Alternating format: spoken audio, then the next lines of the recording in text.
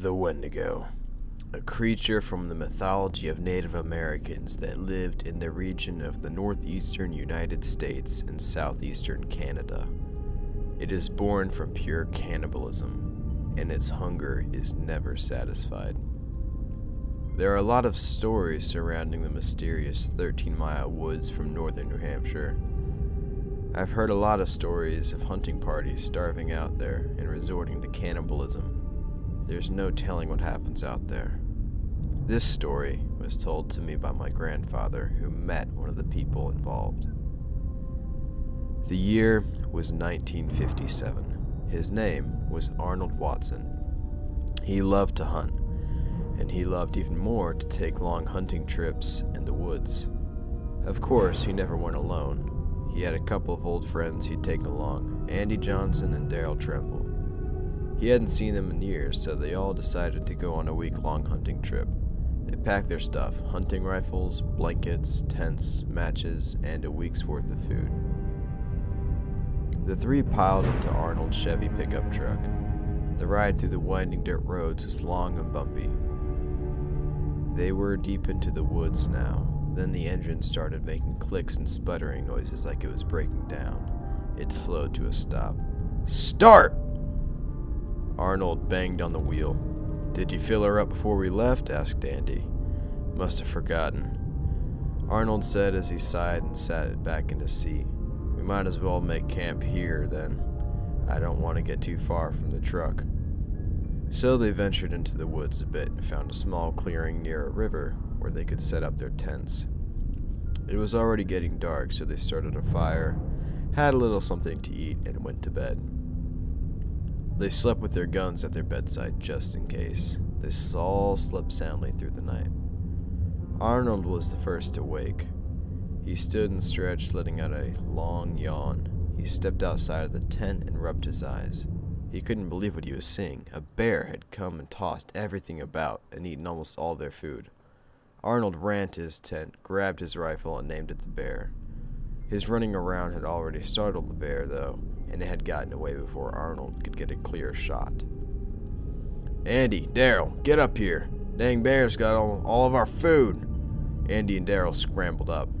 "What are you—" Daryl stopped, open-mouthed, and looked at the remaining scraps of food. Most of the shotgun shells had been thrown into the river, and only a few usable ones remained. "Holy crap, what are we gonna do now? We ain't got nothing. No food, no ammo." He was cut off by Andy. "Just keep calm, Daryl. I think there's ammo in the truck," he tailed off. "Do you guys remember the way back to the truck?" Arnold asked nervously. I think it's this way." No, this way? Well, might have been this way," said Andy. Daryl smacked a hand on his face. "We ain't got a dang idea what you're talking about, Daryl." Andy lunged at Daryl, and they started wrestling, cursing between breaths. Hey, stop that!" Arnold pulled Daryl off Andy. "We gotta get along. We're in a survival situation now. There ain't no fun and games. We could easily die out here and no one would ever find us. Our best bet would be to follow the river. Maybe we can find a town or a trading post or something." Daryl snapped. "A town? Out here? Yeah, right. We're all alone out here. We're never gonna find a way out." Andy's always been the weak one. Not very surprising that he'd be the first to break.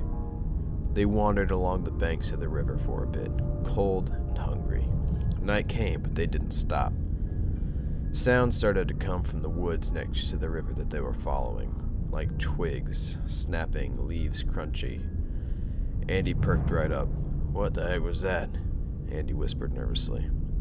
"Probably just a rabbit, you wuss," Daryl snapped. "Don't be so worrisome." A couple minutes passed, and Andy sat down to rest. I'll just be a minute. Go on without me," he panted. "You sure?" Arnold asked. "Yes, I won't be long," Andy assured. So they continued. A blood-curdling scream filled the air several seconds later. "Daryl! Arnold! Help me!" The scream was cut off to gurgling and the sounds of something eating. Arnold and Daryl ran back along the stream, screaming Andy's name. They heard a snarl and saw the silhouette of a tall, thin-snouted figure with something dripping from its mouth. It growled at them loudly and trotted off into the woods. "What in Lord's name was that?" asked Daryl. "How am I supposed to know? Strike a match so we can find Andy." Daryl struck the match and looked in horror. Andy's remains lay mangled on the ground. His face was half devoured, his skull showing, blood and flesh covering his face. A whole section was torn out of his chest. His ribs were picked clean. His entrails were out and laying all over him, partly eaten. His thighs were ravaged. There were parts where his bone was showing in his leg. Worst of all, a horrifying expression was displayed on his face, like he was frozen in time as soon as he saw the creature. "Oh my God." Daryl started mumbling gibberish, curled into a ball, and rocked slowly. "Why him? Why?" he stuttered. Arnold tried to comfort him, but he was hysterical. "We gotta keep moving, buddy. We both loved him, but it's done. We gotta move. Come on." Daryl was cut off. "How could you say that? You act like you don't even care about him. I loved him like a brother. You don't even care. You don't even care!" Daryl lunged at Arnold's throat. He gripped it tightly against the ground. Arnold struggled to get it out of his grip. He kneed him in the stomach, and Daryl fell to the ground. Arnold started pounding him in the face. Daryl was hopeless. Arnold picked up and threw his head against a tree. Daryl slumped to the ground, leaving a thick streak of crimson blood going down the trunk. His eyes turned black and he was craved with bloodlust. Arnold started chewing on Daryl's left arm, but then he snapped out of it. "What have I done?" He looked at his blood-covered hands and stayed there with the bodies. No sleeping, just sitting, with a blank expression, thinking of what he had done. Eventually, Arnold realized it was his duty to go back to the town and tell the people what had happened. He got up and started walking. He walked for hours. Then the twig snapping came back, and the leaves crunching, and he felt a warm breath on the back of his neck.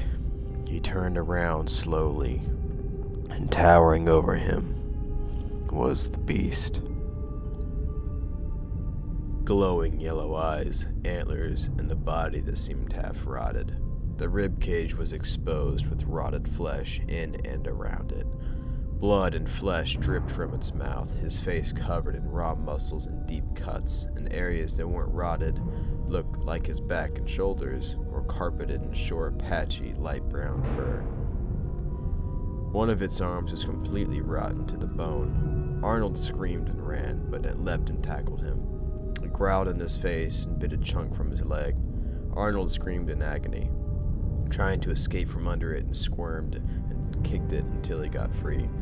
It tried punching. This only angered him more. It lunged at him again, but this time Arnold moved out of the way and the beast tumbled into the river.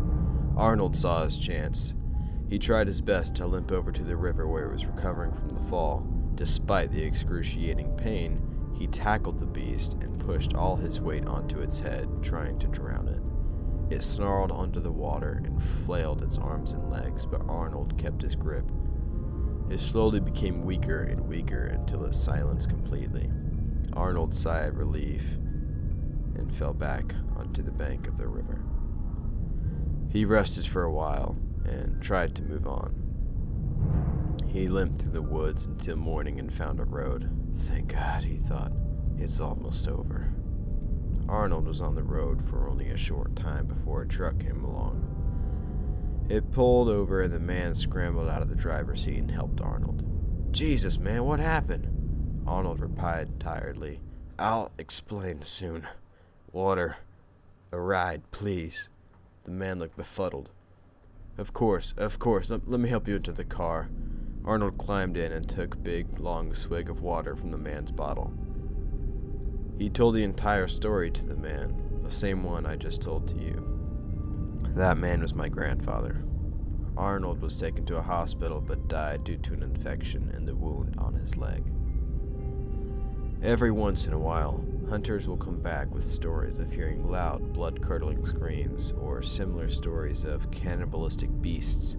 Whether they're true or not, there's something lurking in the 13-mile woods. If you ever decide to take a trip there, and you find an old 50s truck or abandoned campsite, turn back. For God's sake, turn back. Hello everybody, Ark here. I would just like to take a second to thank you all so much for watching this video. If you enjoyed it, please don't forget to comment, like, and subscribe if you want to see more videos like this in the near future. I plan on basing my channel around scary narrations and stuff from now on, so what I need is your guys' stories. If you have anything that actually happened to you that was scary, you know, it doesn't have to be like held at gunpoint or something like that. It can be anything supernatural, anything gang related, outdoors. You know, cryptids are probably my favorite. So if you have any experiences like that at all and you'd like other people to hear about it, go ahead and send me an email just like you'd like me to read it, and I'll put the email in the description. So thank you all again so much, and have a great day.